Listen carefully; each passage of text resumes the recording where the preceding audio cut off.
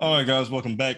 So we're in currently season 3, episode 2, and we're talking about Noelle's melody. Now we have Noelle here with us today, and we also have Lus. Now Lus is a person that we stream with on Twitch. If any of you caught the stream, you know me and Lus kind of fool around a little bit on Twitch as far as that goes. However, Lus, you anything I want to say? You want to be quiet? You want to go? You want to say something? How y'all doing? First appearance. Yeah, no. Yeah, you can continue. Yeah. So we also have Noelle here with us today. Noelle. Hello. This is Noelle. Yeah. So Noelle does something called film scoring, and I actually didn't know exactly what it was. I had to look up a little bit of information about it and kind of get a generalized idea of what it is. So Noelle, do you care to explain exactly what film scoring is? Sure. So film scoring is basically the process of writing music for any type of media or film. So that could include like actual films like movies, TV, video games, stuff like that. And it's just like composing. It could be like electronic or orchestral pieces, just writing music for movies or media. So like almost like in a dramatic scene or like a scene with a lot of emotions, you're like that's what you do. Like you write out the music for that. Yeah. Because if you think about like any movie, if you strip away the music, like during any background point, sort of the emotion is really lost in that scene. So the film score is the person who really draws out the emotion and tries to translate what the director's trying to say to the audience's ears. I get what you're saying. Unless you kind of get it, you kind of understand what she's saying, right? Yeah, I understand. Blatant, but I understand the gist of it. Yeah, it's almost like so. Like, do you like so when you're done writing the music, do you hand the music to the conductor, or like how does that go about? Yeah, it depends. It could be like if you're having the piece performed, like you could be the one conducting it yourself, but at the end you would hand it to the director and they would put it in whatever piece they're working on their project. So they would implement it in their movie, in their game. So you could like work on commission in a sense like that, or like work on your own productions. It's a really like, you know, fluid career to be in. You can do it in like many different forms. So you can also say like certain emotions go into scoring a film. Like so the question I'm about to ask, basically, so I don't sound stupid, is when you have to capture a certain emotion, what makes you pick certain sounds for that emotion? Like what certain like if I say I want a happy song, like or a happy sound, like what sound would be a happy sound? You get what I'm saying? Yeah. I don't want to really get into the music theory of it right now, but like there are basically certain sounds in music that are either, commonly happy or sad. And it can really be just whatever comes to mind. That's like the artistic part of it, that there's not really a set formula to score a piece or to write a composition. It's really whatever comes to mind, and it's really about bringing alive what the director wants to hear. So, yeah, you can draw the emotions from the visuals you're seeing. So it could be that interpretation, or it could be specific directions that you're given. So, like, I know certain sounds to me that are really dissonant can give you certain, like, anxious emotions. So if there's, say, a very slow, suspenseful scene, I would use those sounds in that specific part of the music to give that audience that feeling. I get what you're saying. So I see it. What kind of mind boggles me is like how people can read the music. Like I understand like you have to get taught this stuff and like people like they take classes for it and all that. But how do you even become a film scorer? Like do you have like just certain schools that you can go to or like there's a class you can take? Right. So for me, I basically was really into music my whole life. And what made me decide on film score was one time for like a guitar assignment, I had to write down what I was playing. I had to transpose a song I was learning. And actually writing down the music actually like it made me feel different types of emotions than when I was performing the piece. So a lot of people um, like they can choose between production, composition, stuff like that. So what I'm doing, I'm going in college. You can go for film score. They actually have specific film score majors What as opposed college to is that? just um. I know USC has a film score minor. You know, like many schools in California have like film scoring majors, but yeah, like you can also just go for like composition, production, stuff in that realm, and then sort of move that into the film industry and like blend them together. So you had a passion for it. Like Yeah. you had a, you see, so you said it was in a class, like you had like an assignment. Yeah, like I and was then taking from there guitar you kind of lessons. pursued it. Yeah. So it's passion. You know, it definitely seems like this takes like for this sort of thing, like it takes a lot of dedication, a lot of patience, and a lot of time because you have to get it right the first time. You know what I'm saying? Or you get what I'm saying? Like, yeah, you can Yeah. redo it, but you wanna capture the emotion and then portray that emotion to the audience and get them to feel the same thing that the music is playing. So I get the whole aspect of getting the emotion. Like this is something like you have to teeter around with. This takes time. But why is it called film scoring? Like what? Like who made that? Who made that? Like So, yeah, I guess it can sound weird when you don't really know it, but basically, score, like to score something, that basically just means a written piece of music. So, yeah, that's really all it means. It's just sheet music or like the act of arranging things for a specific purpose, like using and arranging instruments. And then film score is just scoring for film. So, writing music for film is what that translates to. mm, I'll definitely all right. So for film score, okay. So like you said score is uh you know how you I would like put my own personal opinion about like film score, like you know I agree with what you say, and I Mm-hmm. see that film score, like score, you rank or not rank, but you give yourself information to kind of put it on a chart kind of thing. So when it relates to film score, when you see music, you can see if you want like a slow beat for a slow song, or a sad song, or like depend on the beat or kind of the vibe, the rhythm, the tone, and the music kind of Mm-hmm. varies in how the song is portrayed. You Yeah. know, so how would you know when to implement the right instruments at the right time? Yeah, that's a great question. And that's basically what the basis of all studies that go into film score are about.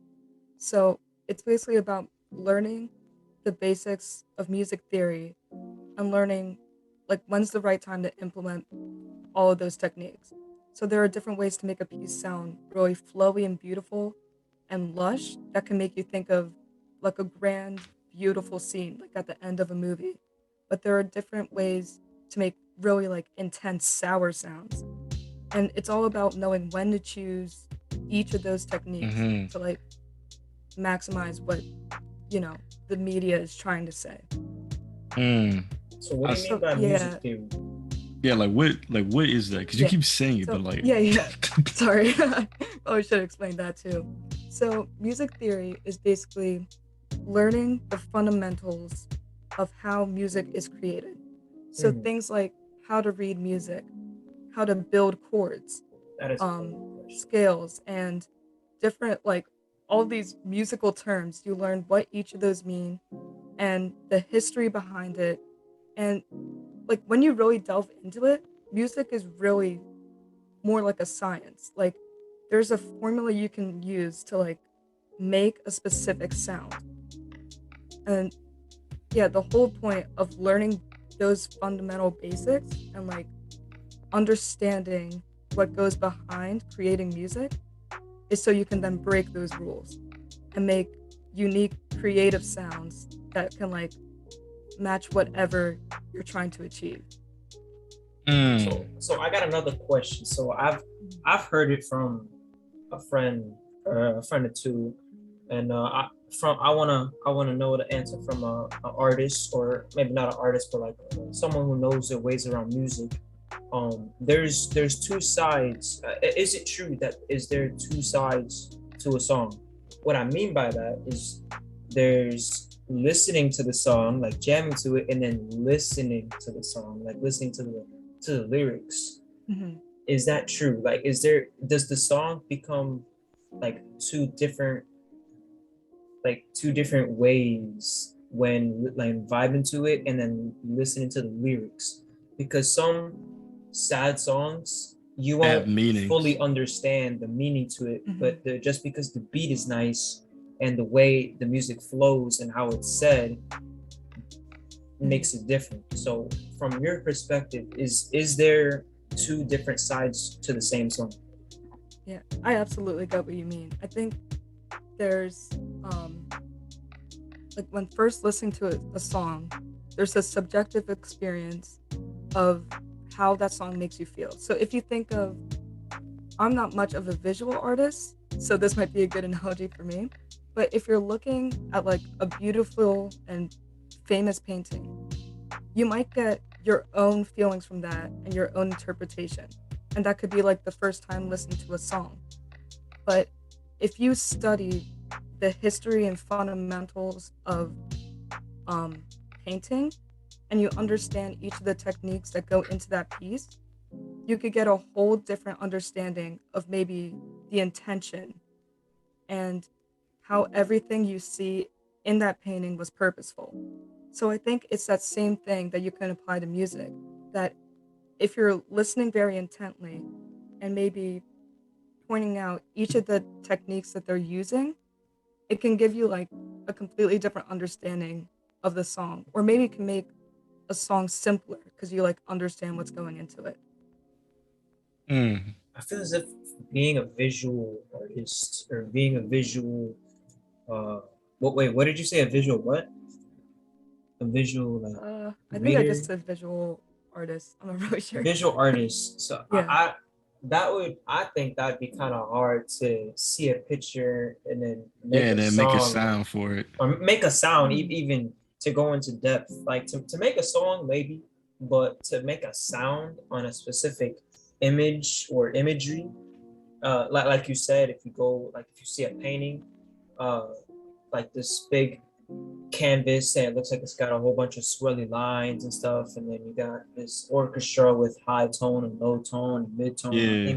I think that'd be hard for an artist, but that's from my point of view. Maybe from somebody else's point of view, maybe from your point of view. I know you said you're not a visual artist, but maybe from how different people see it, maybe different people have different perspectives. Yeah. Yeah, you don't mind if I actually like chime in right here, right quick, do you? Of course not. Go ahead. All right. So, one of the questions I really did want to ask is, what are your goals in pursuing this career? Like, what do you want out of That's it? a good question.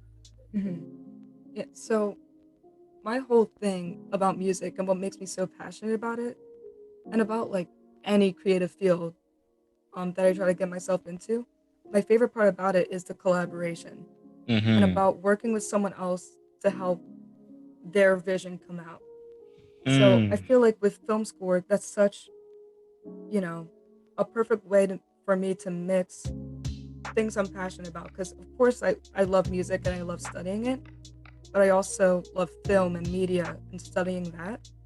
So I feel like working together with those, not really different because they are like similar fields of like artistry and creativity, but just blending those together and collaborating with other people is like really where I want to be, just in like a hub of like full creativity and like an artistic space.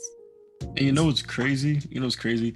I get that whole part about like mixing something and like collabing And I get that, because like with podcasting, it's almost like the same thing. Like, yeah, it's just me and like, Les over here, and we talk to people and we get people, Share their excited, thoughts. yeah, share their thoughts and excited about what they do and how they do it. And at the same time, like I say this a lot, like when I do podcasts, I'm learning new things as well, because like I didn't know about film scoring. I didn't know what it took to make music from Kicks' Beats when we did the last episode. So it's like all these things I personally do to like get people to voice what, because it's easy for them because they know the topic. Yeah. I don't know the topic. I now have to actually do extra homework so I don't sound stupid when I do these. So like, Yeah. so like for me and my way of looking in, I'm getting taught, but I'm also entertaining and teaching other people who want to know about what the topic is. Yeah. So doing collaborations is a unique thing because it's like networking. You get to know other people, and then you get to teach these other people things that they don't know, and vice versa, into what exactly it is you're doing. So like for you, you might know how to make all these good jamming songs. Like you got them, they on the note. You Mozart, you got it down, you good. But you might not know how to make sad music, and someone else might be able to teach you, like, hey, take that happy sound and dim it down. Like, yeah, and that's like, go on. Sorry, that's like the beautiful part of life to me. Like, I just love the feeling of completely learning something new, or like delving into something that you never would have thought of before. And that's like the whole point of being like in that field, where you can meet so many people, so many different perspectives about the thing that you're all passionate about. And that's like really what I love to do. Yes, because when you stick yourself in a room with like-minded individuals, y'all can create some wild shit. Like, like it's an exciting feeling to know that you're around fellow peers that understand what you're trying to do. Because then it's like y'all have something. You have different point of views. Yeah, you have different point of views about the one topic, which opens up a door to different things and new ideas, which is why we create things. And in my opinion, and how music is a universal language, because people can listen to music in a whole different language and not know what the hell they're talking about. But they'll be like, yo, this shit sound fire. Like, it could be in French, but if the beat's clean, it's good. Like, it's greenlit. We're listening to it. It's in the rotation. We're good. Like, for me, like, cause you know me, Noelle, I listen to music all day long. I don't ever take my headphones off. I only take them off if we're in class, or like we're doing something. But music for me gets me through my day because it's good. Like, if I'm listening to one of my 80s playlist that I have on, I'm good for the whole day. I don't really do too much of nothing. I might be a little bit overexcited, or like, a little bit extra in my energy, but it's all because of the mood that I'm feeling. Like, if I'm feeling good that day, I'm straight. We got it. It all depends on music. Other people, they can listen to music and they can be like, you know what? I'm feeling sad. I'm gonna put on a sad song because that's what I want to listen to. Or like somebody else might be like, oh, I'm gonna listen to this song. It's in full Spanish. I don't know nothing that they're saying, but I can feel it. Like, you know what I'm saying? Like, it sounds good. They could be talking about something like completely bizarre, like about how they're depressed or something, but if the song sounds good, like if the melody sounds good. See what I did there? Nobody caught that? I caught it. If the melody sounds good, they'll listen to it. So I feel as though that is what makes music so universal in language. Like, you don't have to understand it, you just have to actually feel the music. You're getting it. That. Yeah. Now, tell us about yourself. Who exactly is Noelle? Who are you? What? Who are you? What makes you, besides music? Yeah, what makes you Noelle? Who are you? I think I'm just a person who just is obsessed with exploring as many things as possible. Because no matter what it is, I will delve so deep into it and just try to get like the basic understanding of like where it comes from, what I can do with it, what it means. And I just I don't know. I just really appreciate like seeing the art and everything. And I think that's mainly who I am. No, I get it. I definitely see it. I see it throughout the day sometimes, and sometimes I see it, like as you're talking about like your passions and like what you like, and as far as all that goes. Now, I'm gonna ask you a very serious question because this is a question because I'm a movie junkie myself. So, what are your thoughts on movie theaters and how can they improve? That's an interesting one because for me personally, with my passion in film and like where I want to be, it's mostly working in like that indie film industry and like working with people who maybe don't have the platform or the voice to experience that. So I feel like more what not what Like for movie example, theories like can do, but with no, go on. oh yeah. But I think more people can just appreciate going to maybe like, art houses or places that amp up like indie movies or like going to festivals and just appreciating movies in different ways other than Going to the movie theaters. Yeah. Yeah. I mean, me personally, I get that. I've been to one movie festival. It was a long time ago. It was very fun. I enjoyed it, but I want to go to another one. I know recently you just went to one, but I got to figure out when they are so I can actually get to one. No, they're tough to figure out. They don't want you to know. They really don't. It's almost they don't want you to know. Like Lus, you ever been to a movie festival? Nope. All right, so look, I feel as though like movie festivals are like the hidden like it's like a hidden fantasy world like no one knows about. Like if you stumble upon it by accident, it's how you figure it out. If you read about it like on a forum or like on Instagram or something, that's how you'll know about it. They don't ever advertise it. Yeah. They don't ever tell you exactly when it's starting. They just go, all right, show up here. We're watching these bangers, and then y'all getting the hell up out of here. Like, you just gotta figure it out. You gotta get lucky. You gotta get lucky into the movie that you're seeing. Yeah. But my personal thought on how movie theaters can improve, I feel as though, because movie theaters are such a timeless relic of a thing to do, because they had the drive-in movie theaters, and that was a whole ass new thing. You could sit in your car and watch a film. Yeah. Oh man. But going to the movies, getting a popcorn, getting a soda, and sitting down and experiencing the movie with other people's around you, as I feel as though, in my opinion, is a unique way of experiencing a movie, like a modern day movie, in my opinion. Or what they could improve on, is actual hot popcorn. Now, I'm not mad when I go to the movie theaters, but if I get a cold thing of popcorn with butter on it, I don't really want it. That's the only thing I gotta say about watching movies at home. The popcorn's right every time. True, because it's at the house. It's at the house. All you gotta do is bada bing, bada bop, and you're good. You go to the movie every time. You go to the movie theaters, they be like, "Yo, what you want? A large? Say less." And they just scoop it out of this large thing of popcorn, and they're like, "Yo, there you go, my boy. You good? You can go see your movie." And then you take a bite, and you're like, "Yo, popcorn cold, man. Why you do this to me?" I feel as though I'm nitpicking, but like that.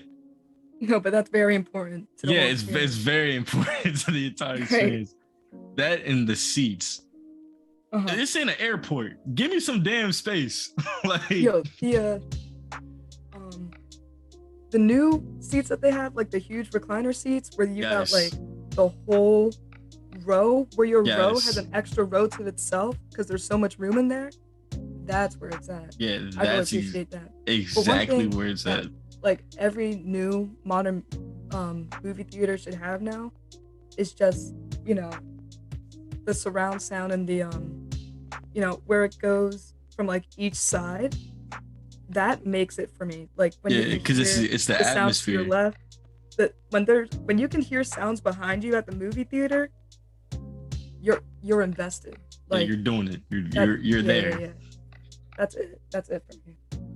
Lus, you got any movie debates you want changed about the movie theaters? Yeah, I have. I do have something that should be changed about movie theaters. One thing that I think should be changed about movie theaters is how immersed and how much time goes by. What I Talk mean by about that is that if you walk into a movie theater, right, in his you see the daytime. row, with the blue lights or whatever lights, you're like, all right, it's about to be a good time. You sit down and you gotta move the seat. You gotta move the seat down before it reclines back up again. You gotta sit down, and then I think they should give some space. Or last time I went to a movie theater, it did not have recliners. Okay. It was just chairs. Or the No. thing. Not just folded chairs in a room. Oh nah. A projector, bro. I'm talking Two about speakers in the front. Where'd you go, man? Like he went to an alley, called it a movie theater. The seatings, the things that recline up, like the seat would recline up. Hold on, wait. You still live in Florida, right? Yeah. All right. Well, that is their problem. First problem, you're in Florida. No. Here's what I'm hearing. You mean to tell me you go to the movie theaters, right? Nope. You get in there, you get your popcorn, your soda drink, you're good. You get into the room, and it's just some stale ass seats, is what I'm hearing. No. Okay, you know what? How do I? Like, explain to me, what type of chair is it? Is it a movie theater chair? It's a movie. It's like a soft cushion chair. All right, I know what it's you're talking not one about. of those pegs. It doesn't have pegs. Just plain old chair did not make it sound. It's got like the metal rod sticked into the ground. I see what you're saying. So it's the fold joint. Yeah. All right, yeah, because when you get up, the chair fold, the bottom part where you put your ass on goes up. And when yes, you that's sit what down, I just said. All right. See, I had to visualize it because I didn't know what the hell you was talking about. You made it sound like you was going to like a hobo run movie theater. Like that's what it sounded like. No, let's just get back on topic. He said, I don't think we can go back on topic from this one, bro. Yo, imagine you went to like a movie theater and they had folded chairs. Like they just brought them out. All right, man. Now you're bullying me. This is not a podcast. No. Imagine you go and bring your own chair. You gotta bring your own chair to a movie theater. Imagine you actually did have to bring your own, bro. That's actually kind of funny. Flawed, bro. This is flawed. Imagine you forget your chair. You're just on the ground now. You're like, man, shit. I'll get a chair. This is. Oh man. But nah, we're not bullying you. We're just making fun of movie theaters. Making fun of me, man. But all right. Now, Noelle, do you prefer? Do you prefer plays or digital films, aka regular movies? I thoroughly enjoy both, but I do think, like, if you could have one over the films, other, I would say I prefer film. Okay. Because mostly because of, I think cinematography just like can completely change the way you see a story. So like seeing the characters in different angles and different sides of each scene, like because in a play you're just looking at it, you're just in your seat, you can't really change your seat mid-play, and then you can't really say anything either of it. But when they hit that nice camera angle in the middle of the movie, it does something to you. Like you can get a whole different feeling of what's going on based on the camera and what it's doing. I get that. Like, anybody going to see the new Spider-Man? Nope. Did I just hear a no? Well, I don't be out like that, man. I'm a homebody. On gang, y'all not going to see the film? Y'all go see Tom Toby? I can watch it from my phone, dog. Watch it from your phone. You're gonna have pixels, my boy. No. I can watch it from my PC. I can download any movie I want. Okay. Ayo. Disclaimer: we don't promote that here. However, if you do it, it's on YouTube, dog. Yeah, we know what you do. Imagine watching the new Spider-Man off of YouTube. That'd be bizarre. This man using big words. That said bizarre. That'd be bizarre. That'd be outrageous. That's like going to see. That's like someone live streaming. What's it called? Yeah, that's like someone live streaming. What's that play that everyone hypes about? Or you know what? Perfect example. What's that play that all the band kids hype about? Hamilton. What is that? I'm a true band kid. I knew off the top of my head. I'm so mad you got that. No. I was like, listen. No, because my father right now is completely obsessed with Hamilton. I cannot get a second away from that. Yeah, because it's straight bars. It's not even a play. It's an album. I can't do it. I can't do it. What can't you do? Don't ever say you can't do something if you ain't put your heart to it. No. That's true. I can do it. Just prefer not to. Oh, I see. Yeah. It's so funny though, because I don't believe Hamilton was supposed to be a play. I swear to you not. I think it was supposed to be an album. Like every scene they have is straight heat. And after a while, you're like, yo, put the next track on. Like, I'm trying to listen to this on rotation. I don't care what they talking about. I just want to see what happened to my boy George Washington in the next track. Like, that's what I'm here for. But it is a funny play. Like, I get it. It's about Alexander Hamilton. In certain parts of the play, like, you really get invested. Like, yo, he's cheating. And for what? Why is he cheating like that? Or like, he'll be talking about he'll be talking to George Washington or somebody about like how the Congress is some bullshit, or something political, right? And then mid conversation, homie will just start busting bars, like like he just had him like on his head, like right then and there. My opinion, I hate the play. I don't like it. I just like the song. I just like the songs. Wait. Yeah, I have a controversial opinion about that. This might not make any sense, but I love plays. I really do. I love plays and ballet and all that. I can't stand musicals. Oh, I get that. I get it. For me, I don't like watching people sing. Something about it is just so awkward to me. And also, it's that sort of genre of music. I can appreciate it, but it's not favorable. Yeah.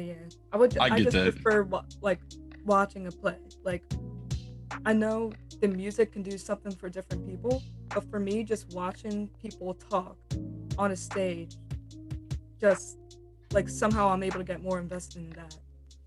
I get it, because it's almost like, for example, if you got Harry Potter the book, right, and then they made a play, you're like, damn, they read page for page. And now they start singing and they're going off script. Like, what the hell is this?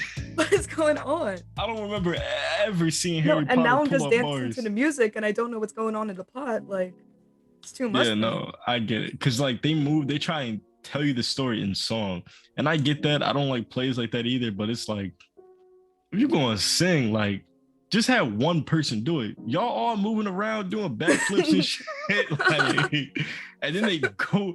And then what makes me mad is they'll be mid singing and all that. Then they'll go back to a regular conversation like they just didn't do the shit. Like, right. And then you have no clue what's going on because everybody was talking over each other in the song.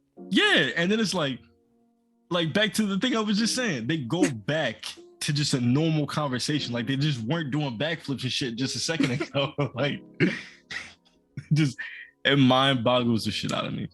But however, that was Noelle's melody. We had to wrap it up because we're running a little bit out of time. However, next episode, we're gonna stream.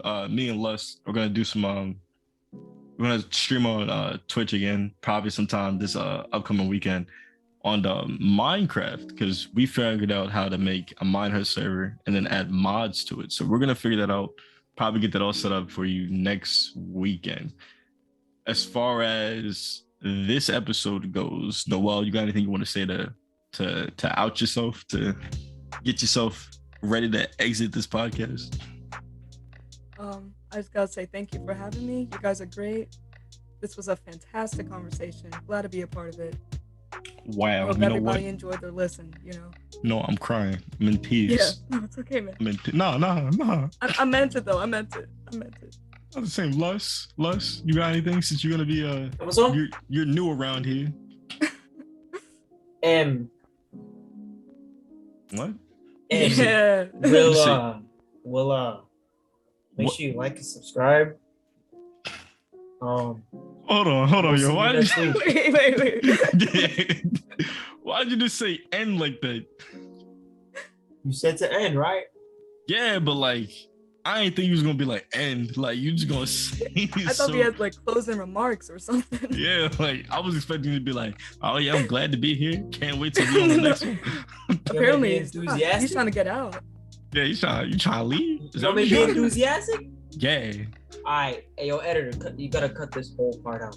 Nah, leave it. Nah, it's too late. Nah. It's the too audience late. needs to know the truth.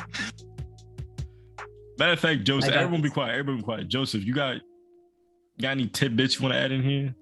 Well, since I actually have no shame, I do have something to add. Because obviously the person listening to this point enjoys podcasts. You should check out Corrupted RSS, now available everywhere. I'm talking Spotify, YouTube, Apple, Google, anywhere you want. It's an edgy comedy podcast. Listen to it if you enjoy the edgy humor. And yeah, that's it. Back to the Coffee Tavern. I don't know if he'll edit something in, but like, I feel so slow. I'm over here thinking, who is Joseph? I'm like, oh, he's saving a part for the editor. Yeah. Hey man, it was great having me here. First day on, glad to be here. I'll be with you next week.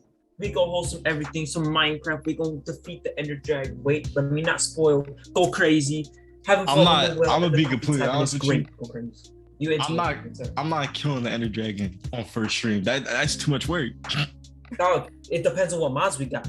I don't give a yo. I don't give a shit what the mods we got. If you think we about to play this game and kill the Ender Dragon in one full swoop, we gonna be on this game for at least 6-7 hours, guaranteed. Say less, I'm be out. Oh my god, we're gonna have to do this on a Saturday. But all right, guys. But we're not trying to spoil nothing. No. But all right, guys. That's Noelle's Melody, episode 2, season 3. See you guys in the next one.